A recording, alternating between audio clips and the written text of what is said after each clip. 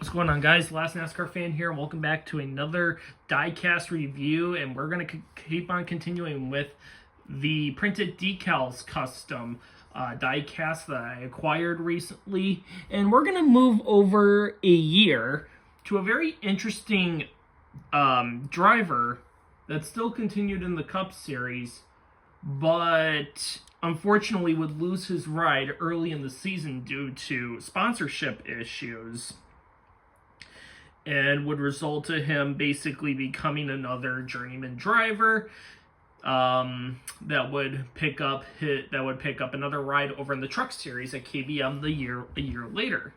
And this driver is still currently racing in the NASCAR Xfinity Series as a part-time driver as well as a coaching driver. And that driver we're going to be looking at today is the 2009 Aric Almirola Guitar Hero World Tour Target Chevrolet Impala for Dale Earnhardt Incorporated, DEI. So this car ran all of Speedweeks in 2009. Almirola ran the car in Duel 1, finishing 5th, so he started 11th in the Daytona 500 field, and he finished a measly, I think it was 29th or 30th, based off of Racing Reference. But yeah, so I think he got caught up in that really big wreck before the rain came, because it said he did finish under power, but that wreck really took out a lot of race cars. I have no idea what Dale Jr. was still thinking to this very day. I don't know if he meant to do it on purpose or he wanted to do it so he could get a caution or something, because Dale Jr. used to do that back in the day, but poor Brian Vickers got kind of a taste of his own medicine right there, I'll admit that. Going back to the car, though, so Almirola had he didn't have a lot of full-time sponsors, so basically he had most of his majority of sponsorship came from Target because of, as I stated before, even though this is a DEI car, this is actually Earnhardt Ganassi. This is the first year of the Earnhardt Ganassi merger after 2008, in which DEI and Chip Ganassi merged.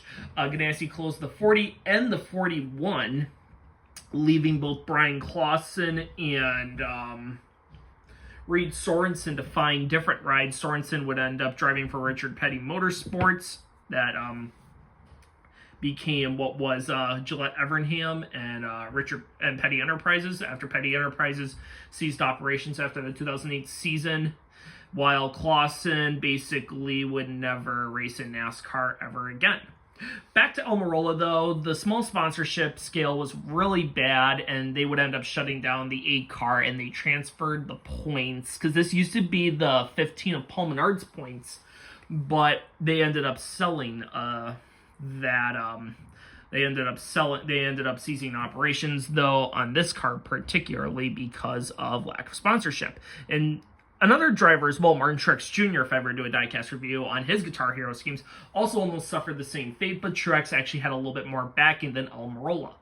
This car, though, is really, really nice. Once again, these decals came from printed decals. What's interesting, though, is that the Patos version does not have the yellow roof area right here, so you have to paint it if you buy the Patos, but if printed decals actually has the actual ones. And it's actually really cool. Like, these printed decals are just a lot more clear and nicer than Patos, because the ones from Patos are very, very old.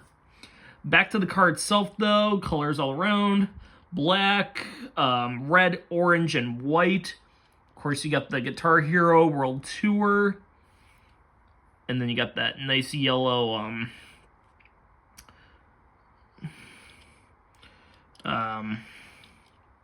under panel or whatever the fuck. But yeah, Guitar Hero World Tour. I cannot think of the name, folks. Good lord.